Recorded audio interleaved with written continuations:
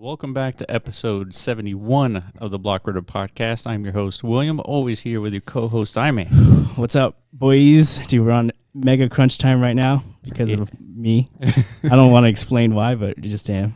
Yeah, and today, of course, joining us is the magnificent Corvinus Meridius Decimus. Right. I'm here. I'm back, guys. He's alive. I'm back out from the trenches, creating some stuff for the crew.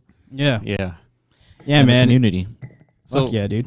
I think the last time we were together was several months ago. Dude, I mean, all three of us together. I mean, literally, last time I remember, it had to be like near launch. Like all I remember is like when we were grinding hardcore. Yeah, that's true. And like staying up all night. Yeah, we we definitely got together after that, but after the launch. But that was like, you know, I think time is just like a blur since then, is what I'm saying. yeah, it's been what, like 3 or 4 months, so it's about time we like gathered and recapped. And the coronavirus kind of fucked up a lot of things for us too. yeah, for sure. Not just us, It's everybody. A lot of people. But it's also helped us stay at home and like build and focus. Focus? Yeah, Sure, you're probably right. yeah. Yeah, I guess so. Because I mean, Definitely. you were going out less. You were going out less. Yeah, definitely. I mean, Staying up super duper late, 8, 9, 10, 11 a.m. yeah. That's when you go to sleep. Is 9 a.m. Dude. Yeah, and then you guys clock in and take over all the support while I'm sleeping. But how come, dude? Do you function better at night, like your brain? I think everybody doesn't contact me. Like even the community, at least some people, different time zones, but most of everybody doesn't contact me, like family and friends, girlfriend, Yeah. So I'm all by myself, so I get the most done. And as a developer, once you start building something, if you stop, then you have to remember where you were and all that. So instead of task switching, you want to kind of complete, fully complete what you're working on. Like get in a zone. Yeah. You get into the zone and you just want to knock it out completely. You've seen that Facebook movie, right? Social Network. Yeah, that's literally the only exposure I've had to developers before I met Oscar. Yeah, I've never I get it. I get the culture. I get the whole. Well, in there's this line where he says he's wired in. Exactly. And it's the same shit. Like if you're a gamer, I do the same thing. Yeah, you're in the zone. I'm wired into something completely non-productive, though. That's the difference. Yes. You know what I mean? Yeah, but the thing is, he's right. If you're task switching to switch your brain to a new task, takes so much time, and it's so easy to get distracted. You start getting into YouTube and all that stuff. Yeah. And it's hard to start on that task because you're just switching your mind on that new task, and it's just difficult. So yeah, I mean, it's been a while since we were together. A lot has happened. Yeah. The launch, talking about COVID, and then all the recent Black Lives Matter stuff. Everything has been just running together. Yeah, and we're actually not sure if everybody knows, but we're in Houston, Texas, which is the home where the guy grew up. Yeah, George Floyd. Mm-hmm. Yeah, so he grew up here, and then I think recently moved to Minneapolis, and obviously we all know what happened there. Yeah, surprisingly, it was kind of tame over here. There was a couple days where there's a lot of craziness protesting going on, but nothing like in New York or LA or Minneapolis or whatever. Yeah, so, which is good. There was some looting here, but it wasn't nothing compared to New York or LA. And it's a lot because of our mayors kind of backing the protesters. What do you mean? Isn't he a supporter of everybody's pointing out that something's not right with well, and then on top of that, Texas is a big gun state, and so you're less likely to do shenanigans when a lot more business guys in California had to fend off looters with sticks and brooms and shit and golf clubs and dude you do that here in Texas, man, you're playing Russian roulette trying to do that shit to small business owners. Yeah, it's true. It reminds me back to my days where I was a small business owner, dude. I was strapped to the freaking brims, dude. Yeah, I was ready for that street conflict, but those days are over, thankfully. Now we're digital. Yeah, exactly. I'm transitioning slowly into the virtual world, which I very much enjoy. Right. The Metaverse is treating us well. Yeah, dude. It's a good escape, man. We're talking about some real world shit that's dude, it's pretty fucked up. Yeah. And on Monday is the funeral, and they're expecting a lot of people to be going to Houston to attend. Yeah. So it should be a little bit more crazy on Monday and Tuesday, something like that. Yeah. So you're right. It's definitely been good for us, like what we're doing as far as like all this Decentraland development and stuff, because it keeps our mind occupied off of all the negative stuff that's going on in the world, you know? Yeah. Focus on something cool and innovative and new. And and that's what we're trying to do for everybody. Like, True. We're not the only ones doing this. Yeah, give that capability to creators and the players to do stuff. We could talk about that, man, because like it wasn't long ago where like we were literally like not shouting, but like our main focus on this podcast was like, man, we're trying to convey that message that we need creators. Yeah. Remember those days? We're like, true. man. Well, we still need creators. True. We still do. But we've definitely noticed like a nice onboarding of like some really talented creators. You know? Absolutely. Yeah, and the more creators that we get, it's like more work for me because I have to review all these submissions. Definitely. So talk about the review process. Like, what are you doing exactly? So whenever somebody submits, hopefully they have the source code attached. So sometimes it's not linked a part of the form that they submit. They're allowed to like not have that in. So sometimes it's not there, but once it is there, hopefully they've invited MetaZone account, GitHub account. So I can take a look at it to make sure that it actually runs on the platform and can be deployed. Like that deployment capability is the main thing that I'm looking for. Like making sure that like our platform, that it is set up to deploy off of our platform. So you're talking about like manipulating their code in order to make it work with the system? Yeah, basically. Just and it's all in the documentation. So if you set it up correctly, ideally. Later on, we implement some features where it automatically, tests all these things that I'm manually testing. And if it doesn't, and if it fails, it just fails. It notifies you what the error was, and you have to like update it yourself instead of me updating it. And then some people don't want me messing with their code anyways. So that hands-off testing is going to be a feature later on. Is it kind of like a benchmark test almost like? A little bit. Almost like when you're installing like a new video game, you got to test your system requirements first, right? In order to like see if you're compatible. Yeah. Whether or not you should even buy this game. Like, man, I'm not even able to handle it. It's kind of like the same thing, right? Yeah, that's a good word for it, compatibility. Yeah. If it's not compatible with MetaZone, then, it gets denied. And then, it gives you the information to update it. But let's be clear, this isn't like a subjective thing. Like a lot of people, not a lot of people, some people suggest that like, there's some kind of like centralization of decision making. What gets well, it's like if we decide what goes up and what doesn't go up, it's not that case. There's no subjective determinization going on here. It's all what you're saying is like objective stuff. You're just standards. You're just modifying it so it can be deployed. Okay. So it's compatible. That's the right word, is a standard. Right, you follow this template for a standard and make sure your code is following that standard. And if so, then you can deploy it, you can use a remote, you can do everything, all the quality of life stuff that we've already built with everything. I guess the other big thing is making it compatible with the MZ remote so people can, because landowners expect it to be customizable at least so you can move it and rotate it and scale it, sometimes scale it. So if it doesn't have that, then that's kind of once it's automated, you probably could deploy it without that capability, but you're going to be rated down, like downvoting, once we have like star system for creators' creations. Yeah, because people are expecting that type of, because that feature is huge, man. Yeah, that's like some of the best feedback we've received is how important that remote is, man. It's like, I got some cool update ideas. Yeah, I wish we could pull some stuff up right now. So one of the quality of life that's been requested is when somebody submits a meta, that there's metadata that is given to our system that says how many polygons there is, how many materials there is. And then that way people have in their minds like, oh, if I get these, 6 or 7 metas, I'll be able to deploy all of them because it's within the limits. Is that possible? It's to do it automatic. I guess DCL does it in some format automatically. So we would have to request an update to Decentraland to provide that. Okay. In the code to be retrieved somehow. Otherwise, in the review process, we can probably add that in. Like we run. Yeah, but it's more manual. Yeah, it's manual. Right now, I mean, no matter what, it's going to be manual because it's not provided by Decentraland. Could you, when you upload, there's like like a checklist, line item stuff that people fill in. It's like, oh, this meta has roughly 2,000 polys, and I want 100 mints, and I want this price, and I want this and that.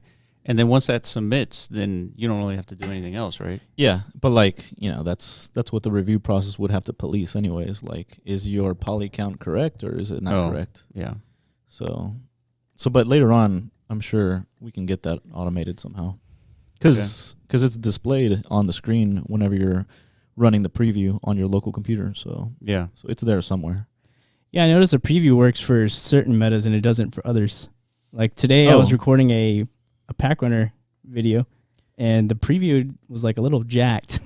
Yeah, I don't know why. Those preview links are, we call them preview links, but I think they're called something else. Because those are, that's exported SDK code. So that's, in that export, we can actually, I was going to talk to you guys and like we could actually run a mini version of the of that exported code on our system. So you could, so like within MetaZone you can have a window. Yeah. Okay. That runs just kind of like what the preview for Decentraland has. Yeah. Like you've seen it where that's what I was talking about. Like a isometric view of the place. Yeah, the builder. Basically. Builder preview.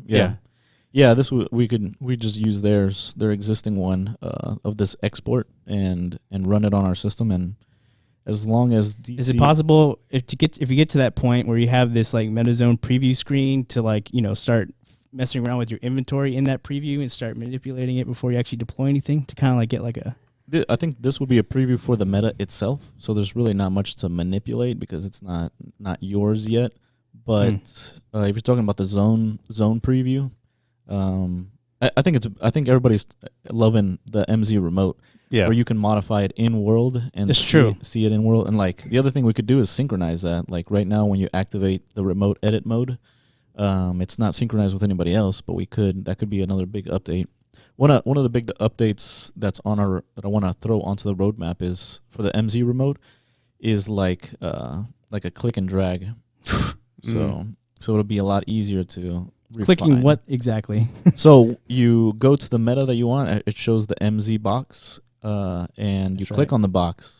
And that's when it instead of like actually manually putting the left and right and up and down, you just put shit. And it'll show up on that axis like a plane, like a grid plane. Yeah. And you can drag along that plane anywhere. And then you switch the mode or the axis. What is it called? Is it mode? Yeah, I think it is mode. Yeah, it's mode. And then it would flip to the Y plane. And then you can just drag it. Yeah, and then it would flip to the Z plane, whatever that is. Oh, that's awesome. Yeah. So anything to like erase tediousness, right? Like it just makes the experience so much better. Yeah.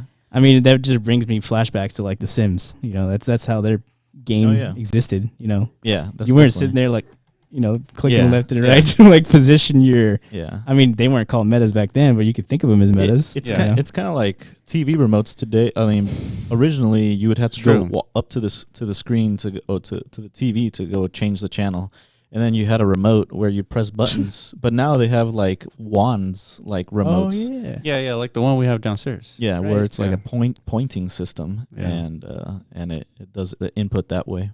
Right. Yeah, inevitably, like this is gonna fit in well with like if we get to the point where it's like a VR platform, right? Like this sounds even cooler, where you could like use your Oculus, whatever the fuck, your wand, and start moving things around, right? Yeah, definitely. I don't see why that can't be That's definitely the future.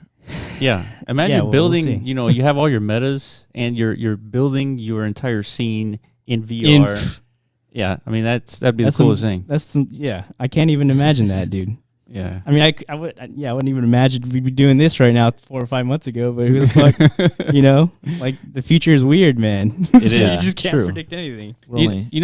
Touching on that subject just a little bit is, we didn't predict any of this stuff. We started the podcast, and we're like, let's just see where this goes. And then Oscar listened to the podcast, and now we're here. That's right. Like if we keep going, we can't really know where things are going to go. And so the point is to start something. Yeah. And do it. And like it's not that we didn't know, it's we prepared for our assumption. Yeah. We speculated that it was going to, specifically MetaZone, we speculated that was going to work because we figured that we'd aligned the landowners and the developers. Yeah. And we couldn't know that it was going to work though. Yeah, and technicals wise, like we realized that deploying and the creation process is not as easy as everybody would expect. Mm-hmm. So I had to, align those expectations to what we have in MetaZone and make it easier for landowners to deploy content. And now we got a content store where they can go browse and install whatever they want, and then now they can move it around. We used to be the ones that moved it around for them. I remember those days. Yeah. Those were tough days. Those days were like a couple days ago. Exactly. Basically, like someone like me who's never seen code before. I remember you talking about you're like, dude, just hold on, man. Like, you're not gonna be doing this for long. Like, eventually, this is gonna be like a way more seamless thing to do, like to move metas around. Yeah. Back in those days, you had to like input the actual fucking coordinates. Yeah. And then you had to like go in there and make sure everything was right. Yeah, true. It's trial and error for sure. Yeah, and major props to Lastrom. He fucking designed that MZ remote and killed it, and now it's flourishing. Like it's a staple of MetaZone now. That's right. And it all came from that first roundtable we did. You remember that? Yeah. Oh yeah, that was the first roundtable. Yeah. Lastrom and Frankie and us three were just chilling on the podcast realm. Yeah. And then you and Lastrom just got into like a straight shop talk. Yeah. And then that's where the MetaZone remote was born, basically. Yeah, definitely. Pretty cool. I kind of need that backup again with reviewing all these submissions that are coming in. I think right now there's like 6 in the pipeline just waiting. Some of them are like days old. They've been waiting, and some of them because they need more more love. Like you need to basically update a lot more things to get it working with the remote. Since it's a more one of them is a game, and this game is got a lot of details in it. So all those details need to rotate along with the whatever the remote demands. That's true. That's true. You're talking about the chess game. No, the maze game. Oh, the maze game. That's right. Yeah, Maze of Love. Yeah, is that what it's called? It needs really? more love. So okay. So it takes a little bit longer to get that like compatible with the platform. At least you could deploy it, but then you can't move it. So that's why it's not deployable just yet. Yeah, and that's the thing, man. Like we have so much left to do, but yeah, you're just one man, dude. Yeah, definitely. We got to have these talks, as far as like how to scale this thing, because now the demand is there, and we got people literally like. There's like a push now. Before it was like, it felt like it was like an experimental phase. Like you were saying, we didn't know this shit was gonna work, but it seems like all signs are pointing towards like this is working. So like now, like our operations, like things are shifting as far as like how we progress. Yeah. Speaking of like, even last night or I guess to me it was last night. Because that's when I was sleeping. Yeah, but it was like after 11 a.m. that the discussion began about what was it about the so people wanted to upload a scene into MetaZone so that they can merge an existing scene with metas.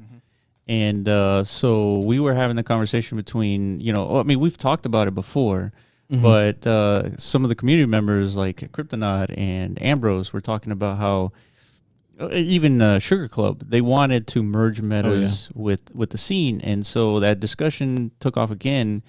And I think Kryptonaut was the one who kind of started like the ball rolling on like, hey, this is what it might look like. And then as soon as you woke up from the slumber, you're like, no, guys, this is how you do it.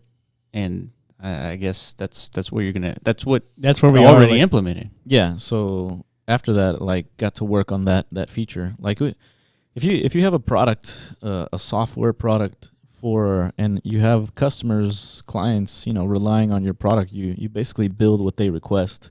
You don't build the things that you think people are gonna need. You build the things that people are demanding, asking for. Yeah. So yeah, I got to. I've been working on that for a while, but I haven't released it because it wasn't up to par. But apparently, people are demanding it more and more, so kind of definitely catapulted that up the priority list, because that's what we've been telling people. Yeah, and because we have some serious pressing things to figure out. So we thought those were like priority 1, 2, and 3. And then this was like a little down. This is like a little ember. Kind of started, and then it was like into a fire. Exactly. It was like we got to put this out. Yeah. So I got and there's a lot of implications to allowing scene code to coexist with metas. Nothing too drastically like to think about. But one of the things is if there's a game and other creations can mess with that game, because like collision boxes in another meta or scene code can like affect the game. Yeah, so with this new functionality where people can upload a scene into MetaZone and then merge with existing metas, there's unintended consequences. And one of them may be is like you create a scene in Builder or whatever it is, and you start merging it with, the block runner of the game, and you deploy it, and then you forget about it. Now, all of a sudden, people are scoring 6,000 or 7,000 jumps just because all they're doing is like hovering above the block runner game after starting it. Yeah, because you left a tree like in the middle of the game. Yeah. And what do? You just climb up that tree and just like let the walls pass? Yeah, you just let the walls pass. Yeah, I could see that. I can see somebody doing that. For sure. and it could be intentional, but most of the time it'll probably be accidental. It'll be accidental. And you can do that right now. You can like put a meta inside of the games right now. So I delayed releasing that to mitigate that coming up a lot. But and then one of the ways that we can resolve it is just don't allow metas to go inside of metas. If you activate that that option in as a creator. So for the games, I would activate no merging metas inside of each other. Yep. And the MZ remote would not allow that to exist. So yeah. But it seems like releasing that today is not as pressing, and not until like it turns into a fire, then we gotta address it. Yeah. So we'll get that out to everybody. It's the MVP version, so you'll have to send us the code, and then we'll implement it, and then but yeah, your scene will show up with your metas, and then we'll make another update, another phase of that feature, where you just add it into a GitHub repo, and put that in your zone settings, and you're good to go. It's already, you deploy it, and it'll be there. So is this the scene that Ambrose was trying to combine? Like, does it ring a bell or anything? I mean, I haven't seen it because I finished the feature, but I didn't hit him up directly, so I didn't get to it yet. Yeah, because he tweeted about it around 8 p.m. and so it figures that it was around the time that you were finished and everything. So it looks like sugar cubes. It is sugar cubes. Oh, so he did that without the scene code. Yeah. That's kind of what we were expecting people to do. Like there's plenty of cool metas that you can make cool. Yeah. Oh, I see. Okay, so then these are just two metas combined together. It's not his actual scene. Yeah. I don't know, because I don't think that's cubes. It's all one color. And these are like I see, multiple colors. So okay, but if you just tell them like you can do that with sugar cubes, it's like, oh, I didn't know that. Like, maybe the case. Yeah, because it looks cool. Yeah, like I get it. Like the reason why people request this so much is because I don't know. I guess like flexibility, right? And not everybody wants. Oh yeah. Yes. Speaking of flexibility, with the scene deployment capability, you can't use it doesn't work with the MZ remote. So like whatever you deploy, that's true. You're kind of stuck with it until you update it.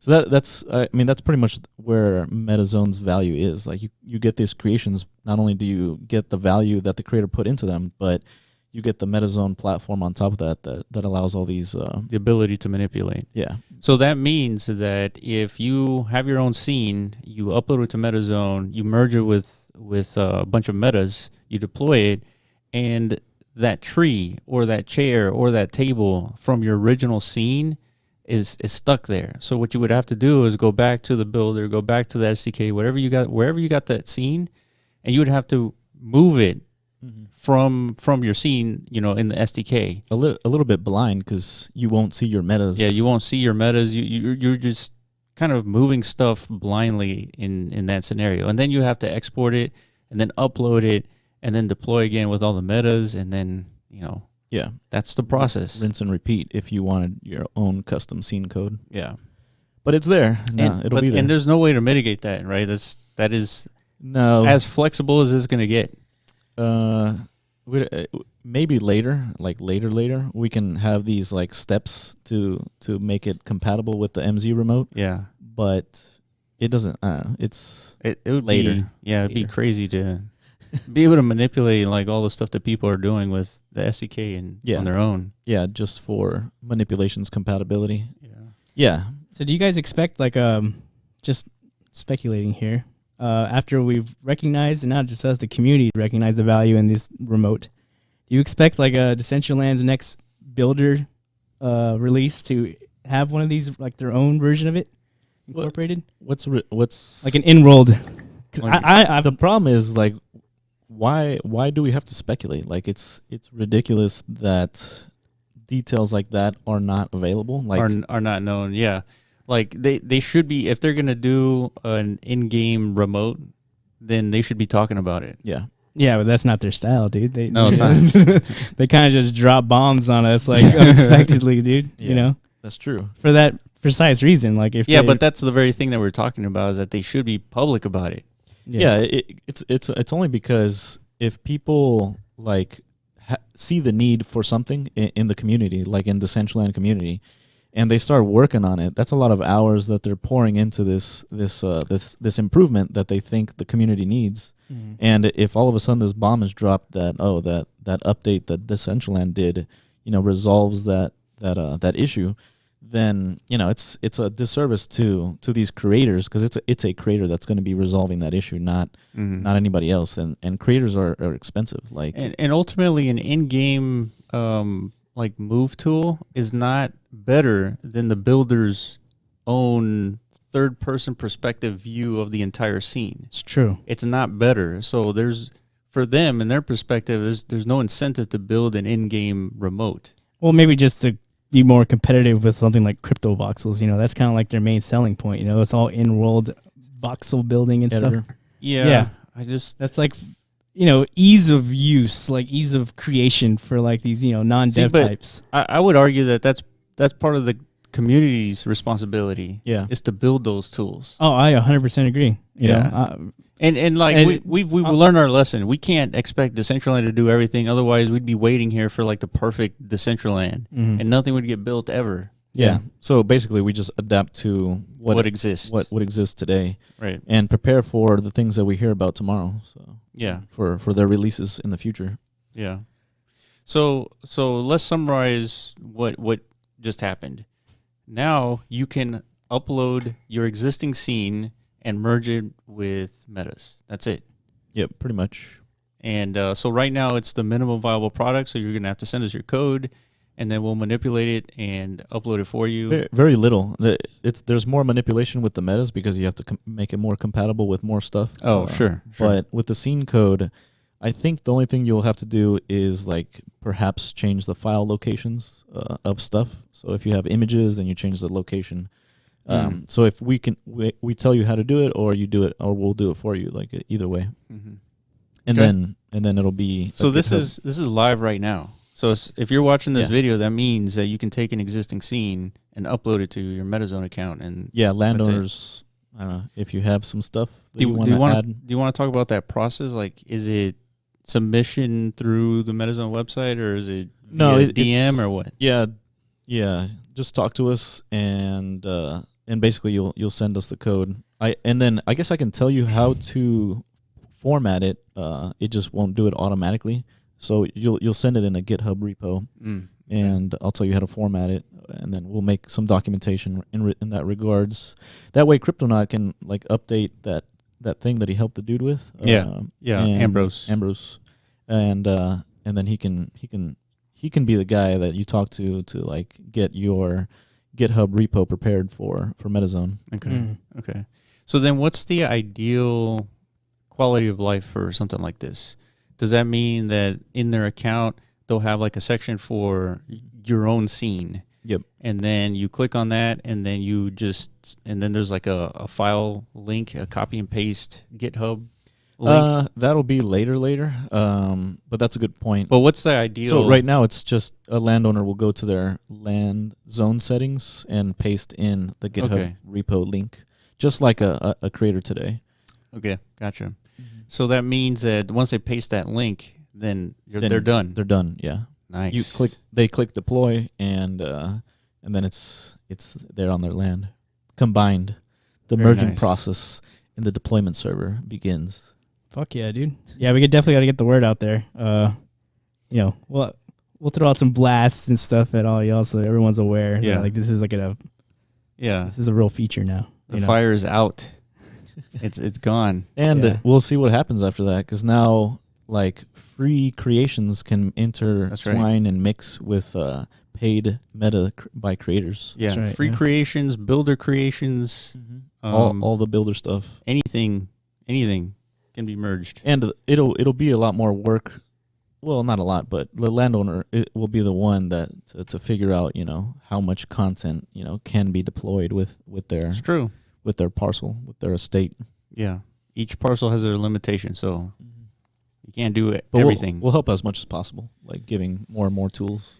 Okay, so that was one of the topics. That's a big topic. It is. An even bigger topic is Ethermon. Oh yeah. So this is the first time we actually get to talk about it on the podcast. Yeah, we've been like hinting it for like about a month now. Yeah, at least a month. If you didn't pick up on like Will's massive spills, like comparing it to like Pokemon and stuff. Yeah, that's right. But that's true. It's pretty cool, man. Yeah, it's really exciting, actually. I guess you want to recap like the whole, because you guys are deeply involved in this. You want to recap like the whole origin to where we are today. We're working deeply with them to get it all compatible with MetaZone, and then assisting in deeper formats as well with visuals and like the game design too. Yeah, game design. And because that's the most important thing that people need to understand, that the design is almost the most important thing, of course, but in the sense of monetization. Like if you build a creation and your monetization like scheme is flawed, just because everything's like these days people are just testing anything. And seeing what sticks. Yeah. But we have a lot of information as to like what potentially could stick and what for sure will work, and financially. We do have ideas of things that won't work. Yeah. And so if you need help on monetizing a game or creation, just let us know. Yeah. I mean, we'll at least give some input, and then it's up to you to decide what you want to do. Yeah. And so part of our help with Ethermon is the game design, in the sense is that there's a open world out there with landowners who own the digital land, and they need the incentive to deploy something. And so as far as Ethermon goes, we help them design a garden that helps produce food so they can sell that food to players who want to take care of their Ethermon. And so this sort of game design isn't as obvious as to people out there on designing a game that is aligned with landowners. And so the interesting thing about Ethermon is that the first meta that we have is for landowners. The second meta is going to be technically it's for landowners, but it's for onboarding players. Yeah. And that meta is going to be an egg nest. Yeah. And that egg nest allows players who don't own land, right? Random people on the internet can go into Decentraland, buy an Ethermon from landowners, and start taking care of their Ethermon. Yeah, and it's basically like Ethermon partnering with every single landowner. Exactly. So it's a partnership with every landowner that purchases a meta NFT that gives them the capability to sell food on their land or the Ethermon on their land. This is unprecedented capabilities. It's a new business model for gaming, I think. Yeah, exactly. Because the way I think of it is like, okay, we know what games are successful and like it's a major industry, but we've never like had a game where like it's chopped into literally like potentially thousands of pieces and distributed to individual owners. That's right. Yeah. At the same time abiding by like SEC regulations and shit like that. Yeah. This is a total gray area, totally new, man. Like it's awesome. So each landowner is its own little business. They literally have their own garden. They sell eggs, right, to players, and it's their business. If you don't shill your land, nobody's going to go to your land, and therefore you're not going to make any revenue. That's true. And so it is, you own a business in Decentraland when you're deploying Ethermon or when you're deploying Block Runner or Orb Jumper, all those. Yeah. It's a business. Like there's 100 gardens, right? And that doesn't mean like everyone who has a garden is going to be the same experience. Like it could be a landowner who is very creative with how they deploy these gardens. They could, because there's going to be like a cooldown time between like the the farming of these crops. So what does that mean? That means there's going to be a lot of idle just standing around, right? So like you as a landowner, you want to create like a more enjoyable like experience like outside of just these garden beds. You deploy some games, you deploy some a club, who the fuck knows, some kind of social gathering joint, so that people could do shit in between, like some these, jams, some videos, whatever. Videos. That'd be simple. Just you could come grow your crops, because it's gonna be a grind, man. That's the whole point, man. Yeah, you were grinding the other day for that meteors, the new creation, and in between the actual gameplay. What were you doing? You're just running around when you were waiting for meteors. Well, okay, for the intent of that video, I was just running around because I knew I'm gonna have to like make this video semi like okay. If it was just me just standing around waiting for meteors, like you'd do something else. I would probably just be alt tabbing or something, like watching YouTube, and then I'd like hear like like, all right, time to go back to the game, and like start mining again. You know. But the whole idea is to like create that incentive to like not alt tab. You want to stay, and that's engaged. The landowner's job. Exactly. Yeah, that's completely the landowner's job. Ethermon is basically giving up. You know, like we're not going to do that for you. You as the landowner are going to do that for our players, and we both get to share in that revenue. Yeah, that's right. That's right. And then MetaZone allows you to like these landowners and creators to come together.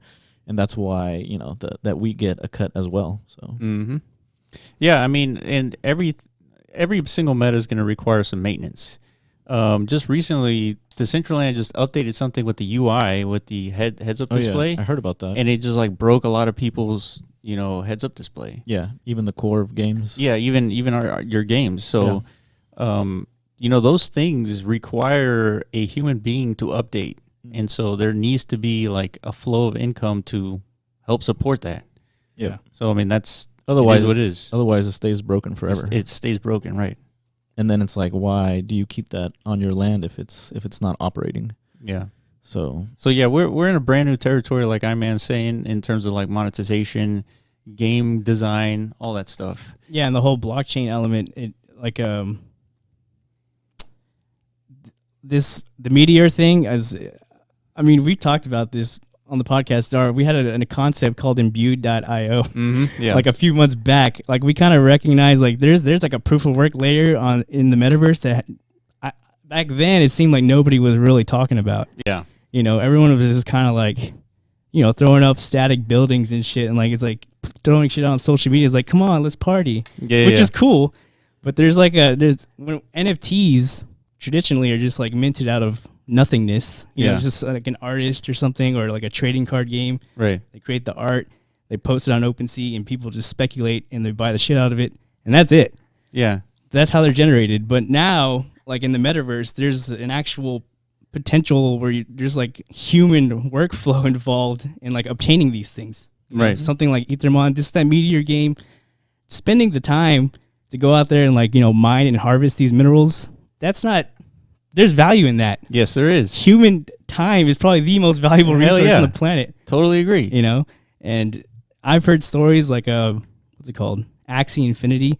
They're kind of like leading the charge as far as like getting people into that grind mode to acquire these like digital assets that have, but see the key is to like make these grindable digital assets valuable. Right. So you kind of either create like a really good gameplay mechanic outside of it in order to incentivize people to want to actually, spend the time to gather these resources. Just like any other game.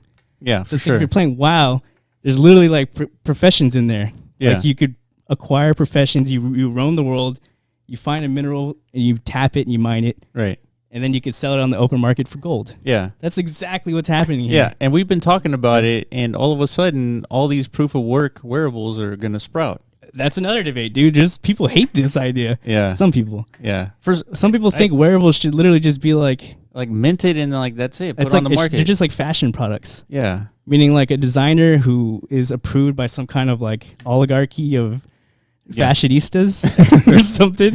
Yeah. Like they just determine like, all right, this guy has like a good brand or something. I don't know. I don't know what the qualifications are. Oscar, you probably missed that. There was like, I don't know, like a 6-7 hour debate in Decentraland's Discord in general on wearables. Anytime somebody says the word wearables, dude, it goes freaking ham. It goes to war. Yeah. People go to war for some reason. It's like we knew that wearables is going to be an open market, a free market. Yeah, it was inevitable, and just like building in Decentraland is a free market, we designed MetaZone for a free market, right? Mm-hmm. And if you're not preparing for a free market in the wearables, arena, then you're just going to be left behind. Yeah, you're prepared to fail. Yeah, I mean it's literally that simple.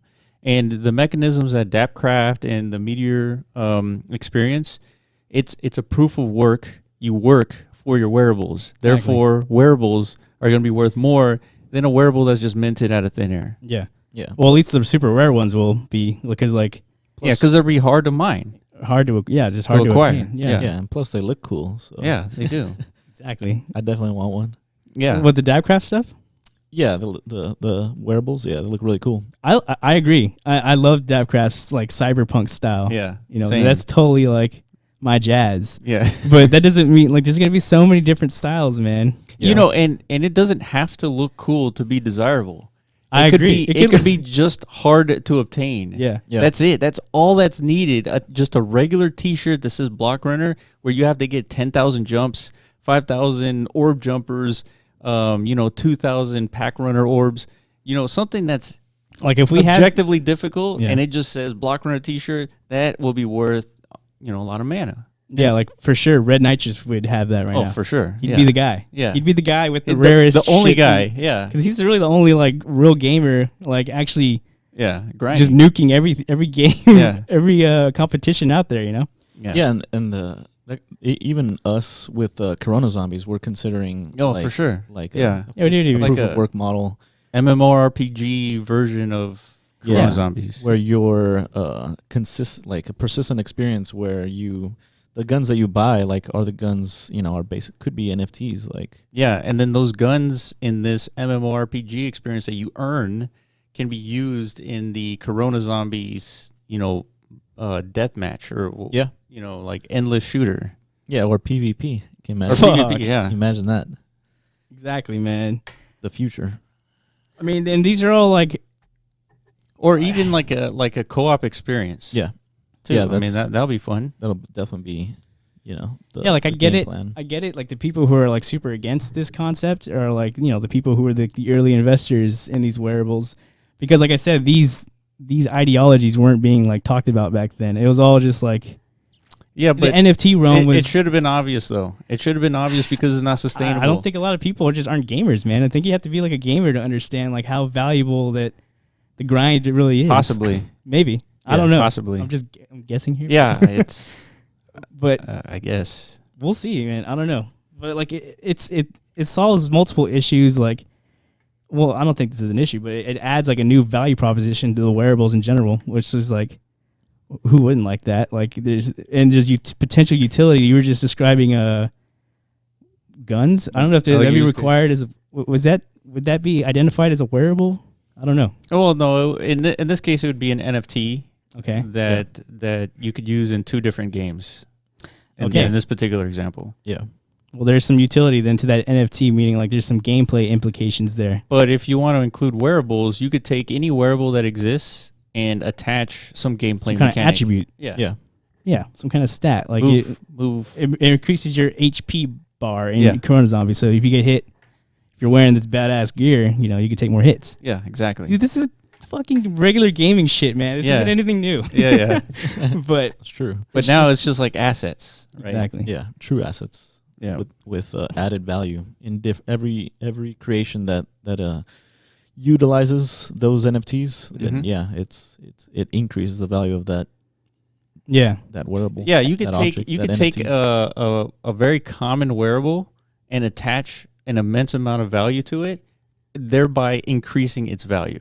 Exactly. That's what I'm saying. These new value props. That's not gonna bring down the wearables market. That's gonna expand it. Yes. So now it's no longer, like I said, world of fashionistas. There's gonna be fashionistas just because there's like utility being introduced to the market and like, proof of work wearables. There's still gonna be like those Josies in the world who have like this awesome branding potential. They're just gonna show up. And they're gonna rip the market to shreds with like their their reputation. They're gonna sell out. Yeah, for sure. Like these garbage baby cards or whatever the fuck they're called. They're just like 30x. Garbage pail kids. Garbage pail kids. Yeah. Yeah, that's what I'm saying. Because I think the speculation is because it's like a big company called Topps. Yeah. It's like a Topps. It's a card company. Topps. Exactly. Yeah. So they released a blockchain product. Now everyone's going ham buying these things. Right. All it is branding. It's reputation, man. Yeah, for sure. And it's up to you as a free enterprise, entrepreneur to create that value for your products. Exactly. Yeah, definitely. That's what it's all about. Yeah. Shit. That's all I had to say about that. I mean, we've been talking about this since forever. I mean, it was coming. We knew it was coming. And now we're starting to see like the actual traction, like the rubber meet the road in terms of people realizing that it's coming. Yeah, like, dude, I'm gonna grind the fuck out of that Meteor game once it's like out. Yeah, you know what I'm saying? There you go. For sure. Like me as a gamer, like that's what I want. I want shit like that. And I know I'm not the only one who thinks like this. Like a lot of people are gonna do that. I mean, it's not the most exciting gameplay, dude. You're literally just running around hitting shit. Mm-hmm. But the idea is, I'm trading my time for something valuable, Yep. Yeah. Whether I want to flip those minerals in the open market to somebody who doesn't have the time, somebody like a Clark Kent type. He's a freaking lawyer, dude. I'm pretty sure he's like busy 24/7. He'd rather spend the money because he's probably banking hardcore because he's a fucking lawyer. Yeah. You'd probably rather spend the money and like buy shit off the market that like some pleb like me could like spend hours at a day like just grinding. You know what I mean? That's true. That's an economy right there. Yes. That's what I'm talking about. Yeah, no, I totally agree. And in that game, your pickaxe degrades, and you have to pay 10 mana to fix it, or X amount of mana. That's true. That's a clever mechanic for them to get people to buy more wonder tokens. Yeah, because come on, man. These aren't cash grabs. These guys need to fund their fucking development. Like I hear that word get thrown out, like cash grab.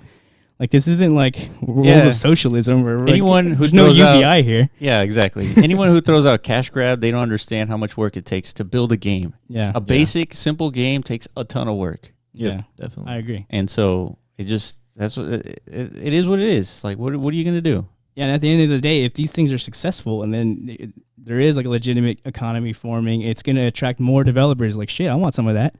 I want some of that action. I want to create a game on this platform because this other guy is like hella raking it in. Yeah.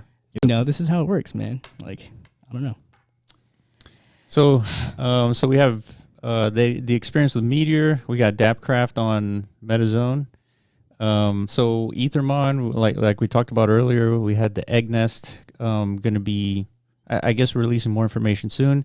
The Ethermon Garden Meta is going to be released on the week of June 15th. And so if you have a Garden Meta, you can deploy it and start playing with your Cobras. What else?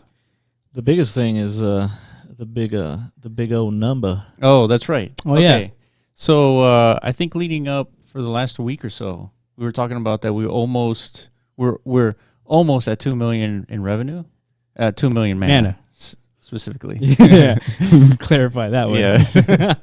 2 million mana. 2 million mana. And so as of today, June 5th, we're at 2,100,000 and what is it? 154,000. So what does that mean? If we had a bottle here, we'd be popping basically, right? So what does that mean? What's the big deal about 2,154,000? Well, like we were saying in the beginning, it's like, again, it's like proof of concept. Like it's working. Yeah, that's what I'm saying. Like our I mean, everything's shifting as far as like now we have like some serious obligations, to like maintain this and scale this and make sure the creators are happy. And that's what Oscar just did today. He literally took the feedback from the creators, like, and implemented it. Yeah. Just like that. Yeah. Yeah. And if we weren't able to like work full time on these, on this capability, then yeah, exactly. All that 2 million would go away. Like just because like if somebody's not there to make these updates, make these improvements, like make the lives better for creators and landowners and players, then everybody's just sitting around waiting for DCL to do everything. So, true. So I agree with both statements. I think the biggest thing is roughly a little bit over 1.4 million has gone to creators. Oh yeah, definitely. So then let's walk through this thought experiment. Okay. Right, 1.4 million is given to creators. What do you think creators are going to do with 1.4 million mana? I know some creators are buying more land, but they're just gonna create more. Yeah, exactly. Yeah. Who wouldn't? So okay, so creating. if they keep creating, what does that mean? Will they bring in more people? I know for a fact they're bringing in like landowners are waking up. You know, right? I'm seeing it. Like, people are like, oh shit, I've been holding on to this land for a couple of years, and like, what is this MetaZone thing everyone's talking about now? Yeah. And then you kind of like talk to them a little bit, and then we're seeing it, man, on the activity feed. Like, oh shit, let me go buy a house. Right. Oh, let me go deck it out with some NFT displays. I have NFTs just chilling in my wallet. Yeah. Now I want to use them. Right. You know, it's just for one right now. I'm seeing landowners like finally seeing some reason to go into Decentraland to even deploy anything on their land. Yeah, exactly. Because for the most part, Decentraland has been a bunch of speculators of landholders, right? That's it. They're just holding land, speculating on it, and then flipping it, and that's the economy. Yeah, they're just waiting for someone else to come around and create that value so that their speculative value goes up. Right. So I mean, the easier we make it the easier everybody makes it for creators to create like deep, like valuable content. That's why we're so big on the SDK. Like originally, if you can't make deep, experiences that entice players to like come in, then why would the value of the land go up? Yeah, so, exactly. So we should be supporting everybody that's doing something to create, to allow creators to build amazing experiences for everybody. Mm-hmm. Because ultimately, if you got land, then your land value is going to go up.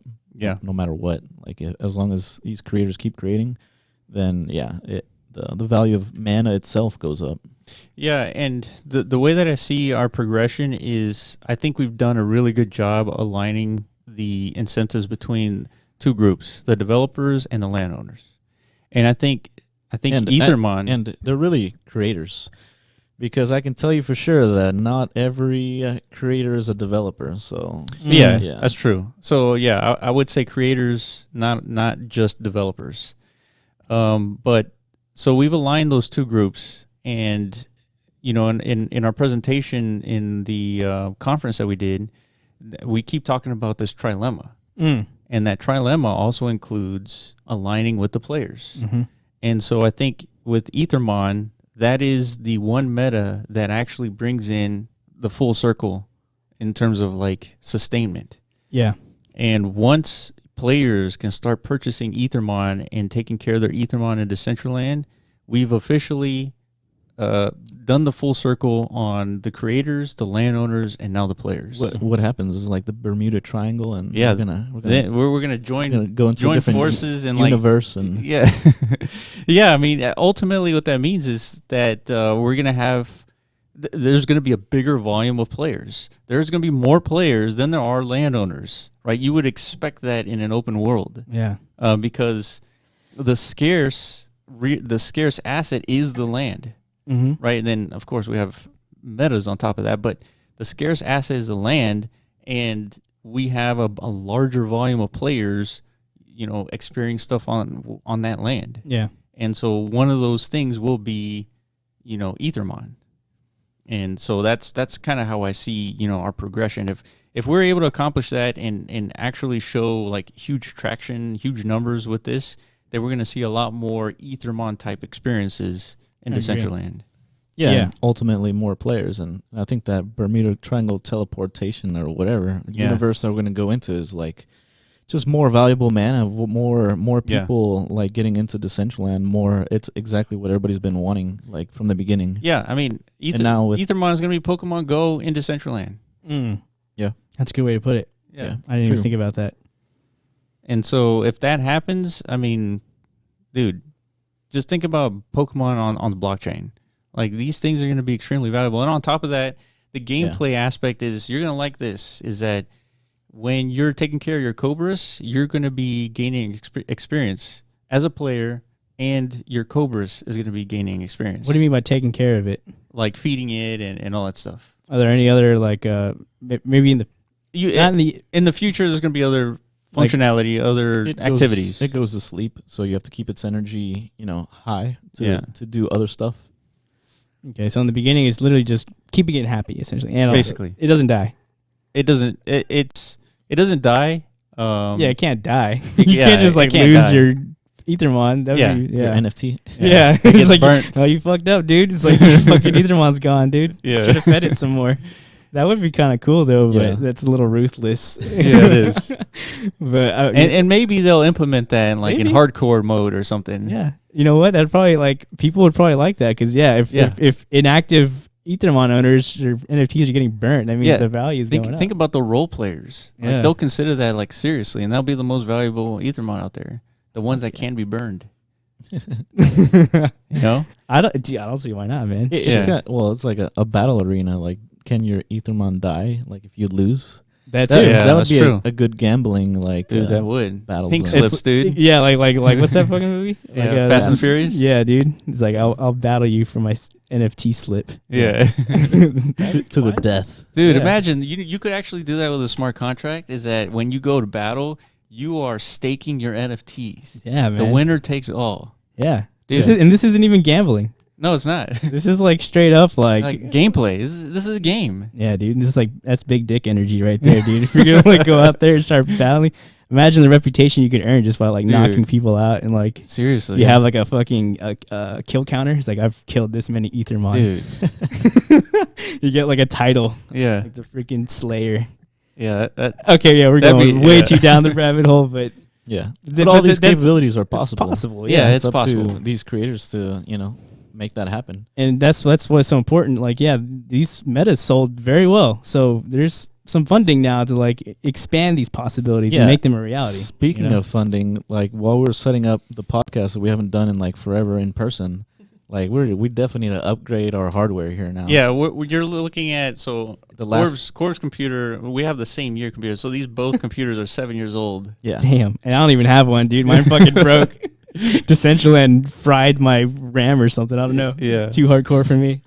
Yeah, so we gotta upgrade our hopefully rigs. The next time we get together, we got a whole bunch of new stuff and we can get some more cameras so we can get some nice angles of these beautiful. Well, we need to fix this ISIS background for sure. This black backdrop. I mean, it's kind of depressing, dude. It's so colorless. Even though I love the color black, dude. I always wear black T-shirts. Yeah, I'm not right now, but usually do. But dude, we need something, man. Like NFT art and shit back there, dude. Yeah, that shit's expensive, man. Those Josie prints, they're going for thousands of dollars or some shit like that. Maybe some lesser known artists, they still put out some fire content. I would think so. We could request, hey, do you want us to help you sell your art? Send us your art and we'll display it. Yeah. Why not? Yeah, why not? I mean, we got to figure out how to print it. Yeah, exactly. That's what I was about to say. These are just digital. Yeah. How do we get physical copies? And there's maybe we can get an Ethermon plush doll back there or something. I don't know. Green screen capability, because we can make digital stuff really easily. Green screen? I feel like that's kind of corny, dude. It doesn't work for podcasts. I mean, it does. It's just, I don't know. Yeah. I'd rather have a clean background and with some cool shit back there, though. Yeah. Of course. Yeah, something nice for the eye to look at while we're talking. So we'll think about that. That's on the roadmap too. Yeah. The freaking podcast backdrop. Yeah. So big thing here is, all the mana that's going to the creators. Creators are going to generate more stuff. More stuff brings more players and landowners, and we have a self-reinforcing economy here. And the game that's the prototype to Decentraland was Second Life, and that had $1 billion economy at one point. Yeah, and I think even last year they generated $65 million for all the creators within Second Life. Mm-hmm. $65 million is a lot of money USD. Dude, I only spent 30-45 minutes in there. I was roaming around with Maddie and Frankie, dude. We were just did it exploring. look like $65 million economy in there?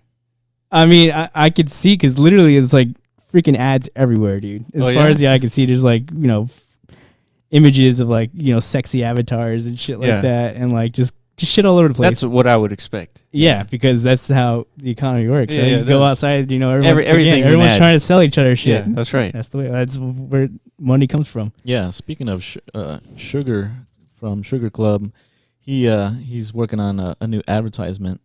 Single wall advertisement. Okay. Really? Yeah. So that means you have to connect it to the ad platform, right? Yeah. It's going to be hooked up. Yeah, I'll do that. Dude, that's something that we should talk about too, the ad platform. Yeah. So basically, the Omni board, there's a new Omni board, and then the Sugar Club ad. Yeah, and then Block Runner. All the games. So they're all connected to this ad platform that allows anybody to click on the image, and then that image will open up a new page, and then you can upload an image and pay for that image for X amount of days, and then now you're advertising Decentraland. Like that functionality is such a big deal. Yeah. That it'll be huge when there's a huge volume in Decentraland, because there's going to be an incentive. Like, for example, if you have a popular plot of land with Ethermon, and there's like a ton of people always showing up because they're looking for, to catch the next Ethermon, or, for food, then that's a good advertising place. People are going to come there, advertise, and the landowner is going to make more money. Yeah, like I said, if can you confirm something for me? Like, is it 100% certain? Like, the more garden beds you own, the faster the rate of growth is for these. Is that confirmed or no? That is, it is confirmed now. It is. So was that not supposed to go? I thought we've publicly talked about this many of times, dude. Yeah, we're calling, or we speculated about it at least. We're calling that, and we're exploring it. MetaZone actually, yeah.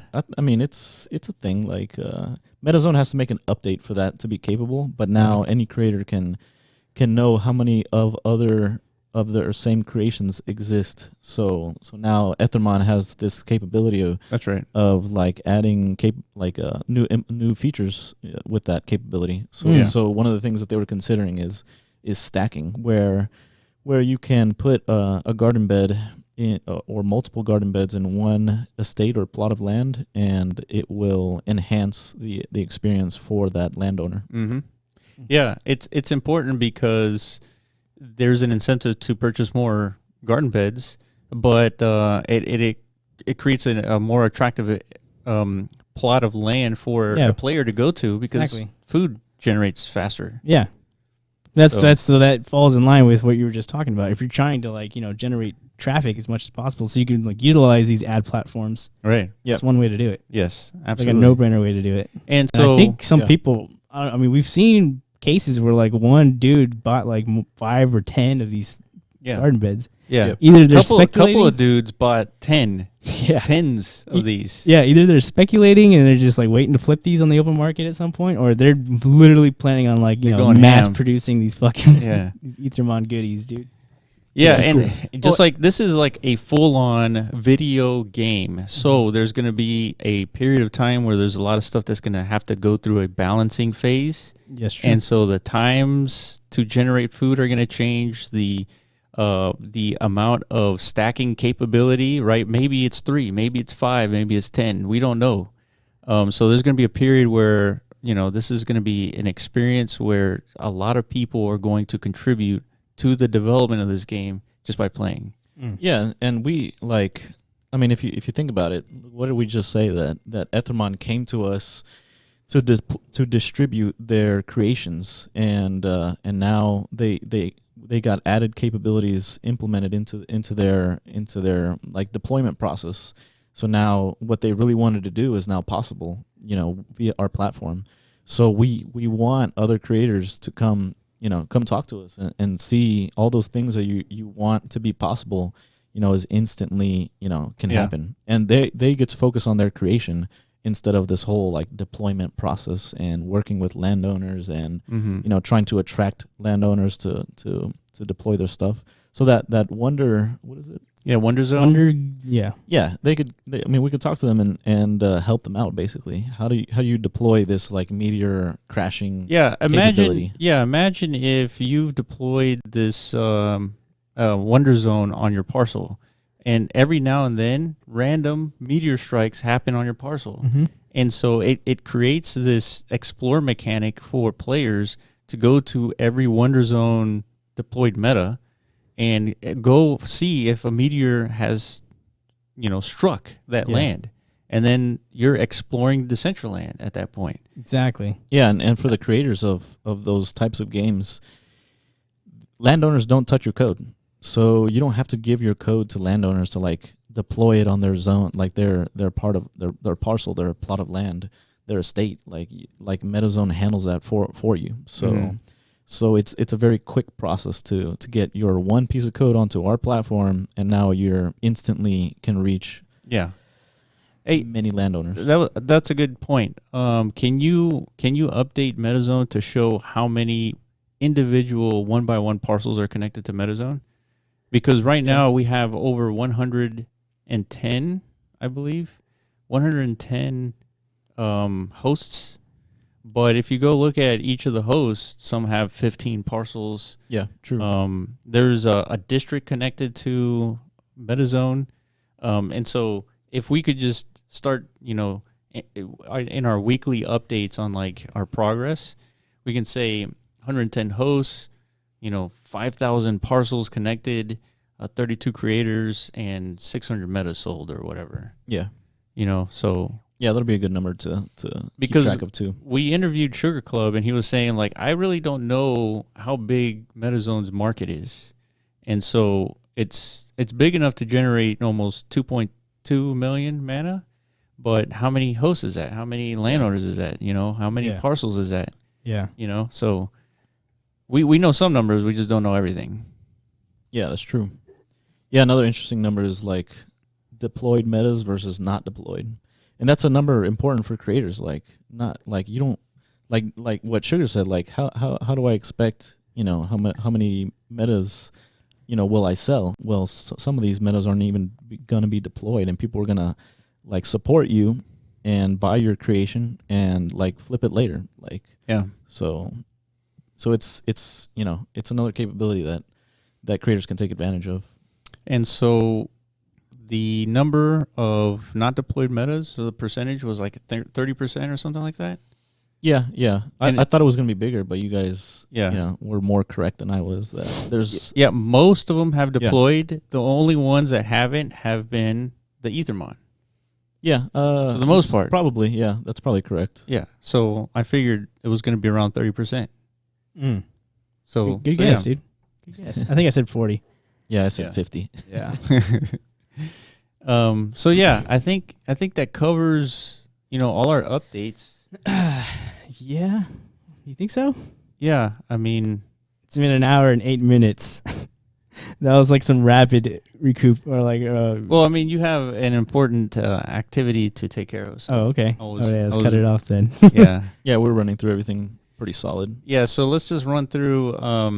So we talked about Ethermon. We talked about the big MetaZone update where you can merge existing scenes with metas, and then we talked about our revenue. June 15th, the week of June 15th, you'll be able to deploy the Ethermon meta, and then soon after that, we'll start showcasing the egg nest and the Ethermon that's going to be involved with that.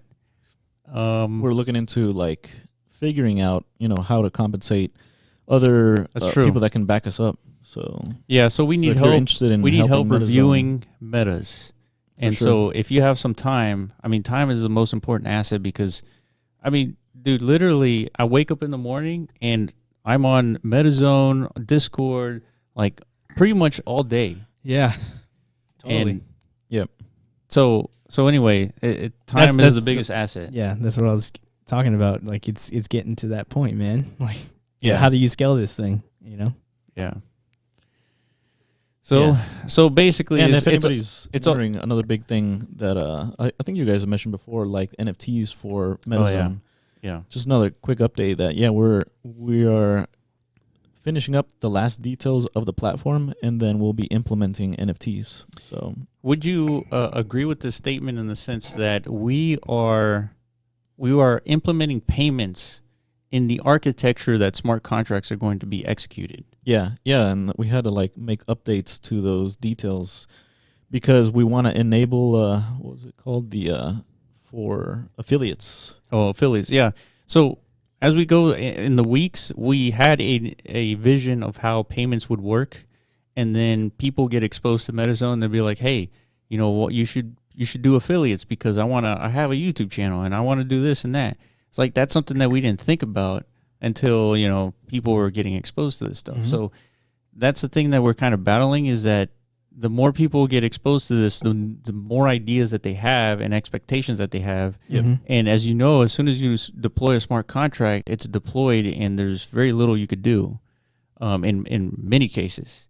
And we don't want to restrict ourselves to deploying a smart contract when we're only 3 months into this experiment. Yeah, true. So it's a balancing battle for us, because we want to, you know, continue making strides, but we also don't want to take a wrong stride that hinders us. And so that's kind of what we're dealing with. Yeah, so we're working on some the last few big updates, and we'll be diving into the world of NFTs and getting these smart contracts up and running, you know. So but the main thing is like understanding what everybody wants. So affiliates is something that a lot of people want. So we have to make these improvements to the platform to prepare the system for it, and also get the NFT smart contracts, you know, mm-hmm. Updated. Yeah. So yeah, that's another thing we don't want to mess up. This is I don't know of another example where we have an open platform where with user generated content that's going to be NFTs. All the ones that we've seen have been sort of like closed platforms, a restricted user-generated environment. Such as what? Like Sandbox. Oh. Like voxel builds. Mm-hmm. Yeah. And so all those are NFTs, but it's within a limited design architecture. It's a limited sandbox, if you will. Yeah. And a PNG, a picture, is also limited. I see what you're saying. Just right. Yeah. Pixels. But yeah, MetaZone allows you to create like pretty much anything. Yeah. Yeah, but that's why these NFTs aren't so simple, right? Because there's some business elements to it where, you know, there's multiple parties involved. Yes. In the operations, essentially. Yes, that's right. You know? Yeah, I mean, think about it. If Block Runner, the game, needed to be updated, let's say 10 years from now, and that NFT didn't have some mechanism to always fund that creator to continue updating, and there's no incentive for the creator to update it, and therefore that NFT is valueless because it's broken. Yeah. So there's so many things that go into like thinking about all this stuff that it's not easy just to go and just deploy NFTs. It's much more complicated. Yeah, and to add to that, it's like an artist that creates a visual picture, an image. There's no need for them to update it. Yeah. But for a game, there is some need to update it. Oh yeah, totally. Especially with an evolving metaverse like Decentraland, it's a requirement. It's ever changing. Yeah, absolutely. So yeah, that covers everything. Yeah. So please, good recap for sure. Yeah, please follow us at the Block Runner and also at MetaZone.io on Twitter. And yeah, we appreciate your guys' support and everything that you're doing in Discord and YouTube. Yeah, finish that, and then we got one more thing we need to talk about is our June 18th event that a land giveaway. Oh, that's right. Nice. June 18th. Okay. I mean, we're pretty much like halfway there already. Yeah. Okay. Actually, we're like almost there. Yeah. We're like a week away. Yeah. So we got to kind of figure out amongst ourselves. Oh, yeah. So we're going to need your help into randomly choosing one of the winners of Red Nitrous. Basically. I haven't inputted the names in the hat yet. Yeah. But I'm pretty certain it's going to be like 90% Red Nitrous. Maybe even 100. Who knows, dude? Yeah. He's definitely grinding at it. He's making sure, like, you know. Yeah. But my hats off to is, him. I mean, we still have an event regardless, so we got to do something. Either you're talking about a live broadcast. Okay, yeah. Yeah, something. Yeah, we can do that. Yeah. So we'll need your help into like randomly generating a winner for that. Acquiring the data for that. And make it as simple as like a click of a button. Like set the parameters, like winners of the dailies for the last 30 days for 4 games. Hit randomize, and then boom, red nitrous. There we go. There we go. I mean, he sees the value of the land, so that's why he's putting in the work. Yeah, so. absolutely. Yeah, like we've been having these weekly giveaways essentially to whoever scores the best at that featured game for that week. Kind of like as an experiment, you know, like the first month of our pop mechanics works pretty well, but there's definitely been like a taper off of like interest in that. Yeah, maybe it could be contributed to the what do you call it, because it starts at 0, the daily active. Oh, the dead cold start. There you go. Cold start. Maybe it's that. Maybe people just aren't that interested in mana. So we're testing like wearables. Now we got wearables at stake. Again, not so much traction yet. Yeah. So maybe, I don't know. We're kind of experimenting ourselves as far as like how to figure out, you know, what the player base is actually interested in. Is there even a player base like potentially? I don't know. Maybe they're only interested in new wearables. Who knows? And persistent experiences is like that too. And it's kind of like, how did the video game industry evolve? Like first there were arcade games, and then there were like games that you could take home and play them, and then games that you could save the data so you can like persistently progress. Yeah. So that's kind of the thing that's happening in Decentraland. So, but the new kid on the block is like NFTs. So exactly, that's right. If creators can involve NFTs into their creations, then it's a more solid experience. Yeah, and the following month we're gonna have a different, I guess, test. We're gonna see if the daily mana wins for each game. You know, what happens if it starts at 20? So like a UBI for if you grind, you at least get 20 mana, if not more, if more people play. So the minimum like daily win. Yeah. Daily pop mechanic is going to start at 20 instead of 0. Yeah, there you go. So if you play and you're the only player, you at least double your money. Yeah.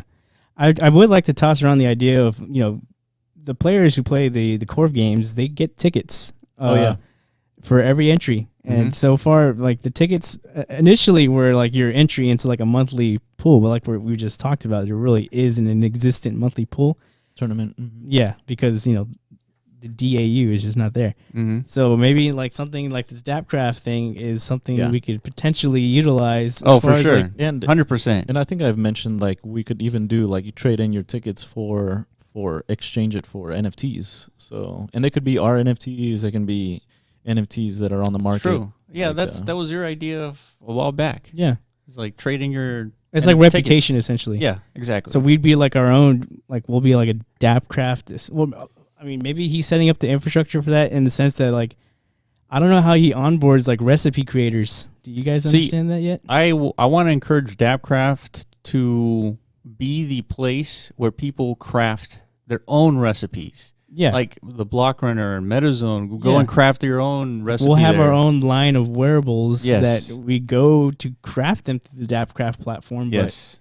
But we create the necessary ingredients. And in our case, it'd probably be like a combination of gameplay and just like achievements and like tickets. You know? Yes. Because these tickets have value, you know? Yeah. Literally. And you spend money for them. And Dapcraft's incentive in this is collecting all the API calls from all the different game developers throughout Decentraland so that so we make it, let's say we have we want to make a wearable extremely, extremely hard to get. You have to get 10,000 jumps on the Block Runner. You have to get a 10,000 score on the Infinity Engine. You have to do all this crazy stuff, and then you get this, cool wearable. Definitely. That is something the individual creator should craft. They pay for that recipe. Yeah. People buy that recipe to have that chance to win, or earn that wearable, and then you have this like infrastructure of creations and an ability just to automate this whole thing. And because think about it, if you're doing this on your own, like it's just gonna be too difficult. Does that make sense? Yeah. Making that technically possible is a good achievement. So yeah. I mean that's a valuable platform. Is that the gamification of earning wearables in Decentraland, right? If Dapcraft provides that platform, everybody's going to be going to them. 100%. Yeah. Yeah, so Dapcraft has the advantage of being one of the first 5 chosen, I guess, of having this wearable license. So hopefully have this model already in their head as far as like, their strategy of how to, execute on it. So. Yeah. All right.